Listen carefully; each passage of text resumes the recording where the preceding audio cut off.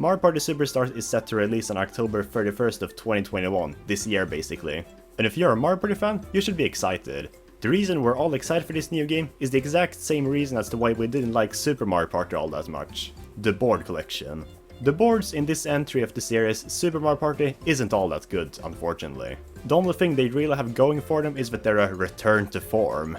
I barely scratched the surface of this in my top 10 worst things about Super Mario Party video. So this time, I'm gonna rank all 8 boards in Super Mario Party. Yes, 8.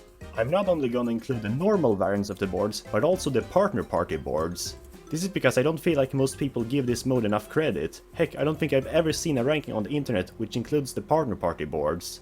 Even though I'd argue partner party is the best mode in this game. So that's what this video will be about. With that being said, let's get started.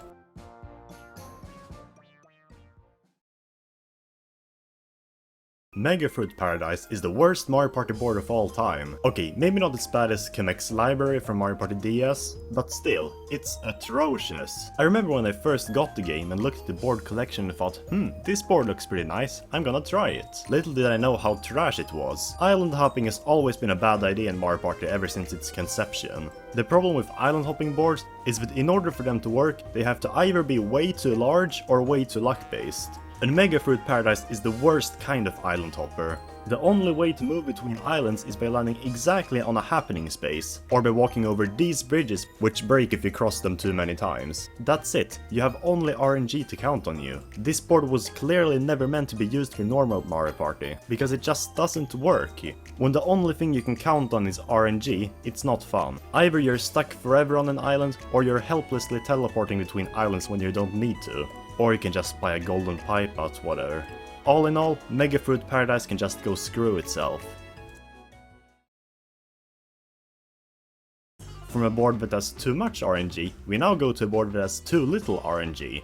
Kamek's Tantalizing Tower. This board tries to take what worked in a static star board like a DK Stone statue, but dumbs it down to a monkey's level. Strategy and tension is basically non-existent. It's the shortest and most lame attempt at a star on top board.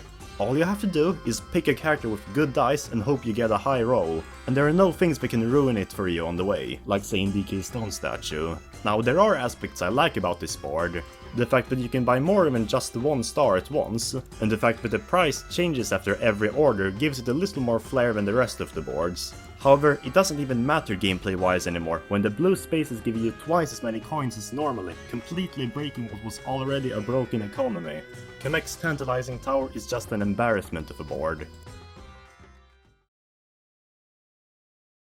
Whomp's Domino runes is the most bare bones and essential board you can have in a Mario Party. It's just like you would expect it to be. A normal star hunting Mario Party board with a few paths here and there and a few obstacles. When I think about it, this is just ND Cube's way of cashing in on nostalgia, as it plays and looks almost exactly the same as DK's Jungle Adventure in Mario Party 1, like the boulder and the moving Whomps as an example. And it's basically that, a worse DK's Jungle Adventure. It's so small you could loop it in just 3 to 4 turns if lucky. There's really nothing else to say about this board, it's just another Mario Party board that fails to keep me interested long enough. Our first partner party board on the ranking, Gold Rush Mine.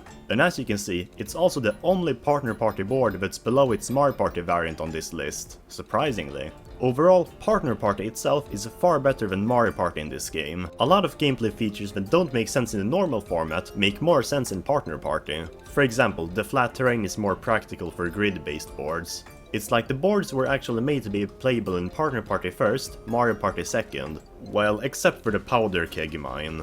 When you look at Gold Rush Mine from a distance, it looks eerily similar to World 4-3 in Mario Party Star Rush, but that's off topic. My main point is that it's literally just a square and it's actually kind of boring because there's so much wasted space. While the 3 boards we just talked about suffer from being too small, Gold Rush Mine is the opposite. It's too bloated and too big. It also doesn't help that the star only spawns in this area of the map, which makes it basically useless to go anywhere else.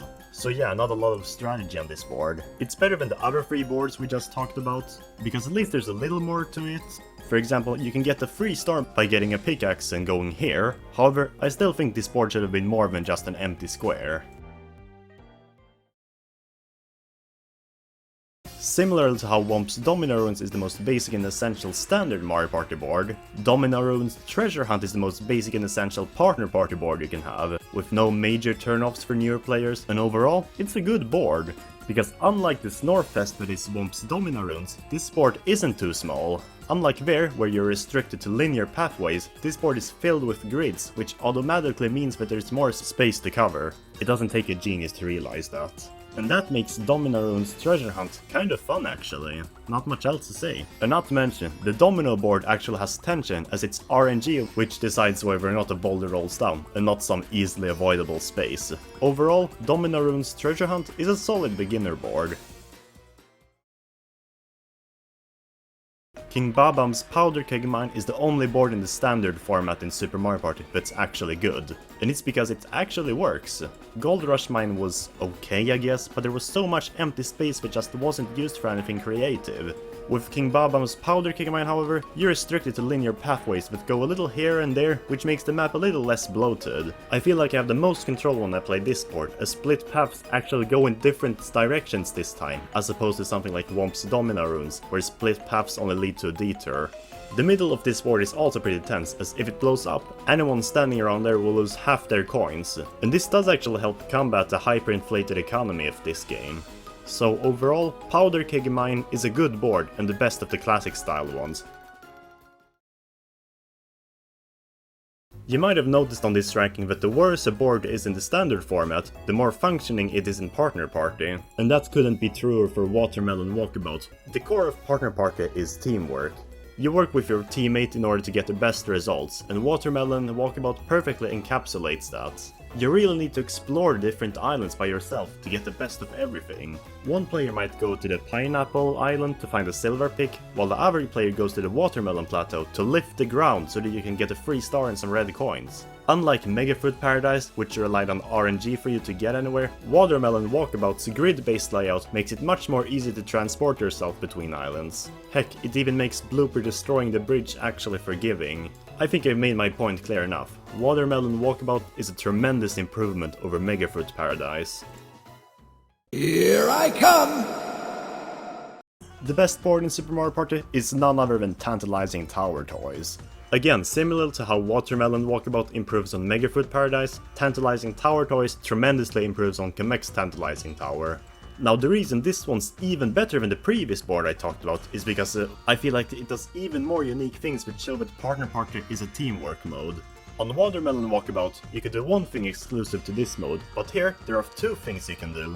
One is getting this key in order to unlock this gate, which guards dozens of red coins. The other is getting a capsule ticket, which you can get by buying something in the shop and then climbing to the top to use the ticket on the machine, and it can give you a whole array of rewards, from a free star to a lot of coins, etc. It's small things like this that makes Partner Party boards, and especially this one, so much more interesting than the classic style boards in this game. Like in Partner Party, there's more to do than just hunting for the star. There are other things you can do that are just as rewarding. And that's why Tantalizing Tower Toys is the best board of all in Super Mario Party. So there you have it, my ranking of the 8 boards in Super Mario Party. But what is your favorite Super Mario Party board? Please like, share, comment and subscribe to my channel for more videos like this. Stay tuned for my next video. With that being said, I'm signing off.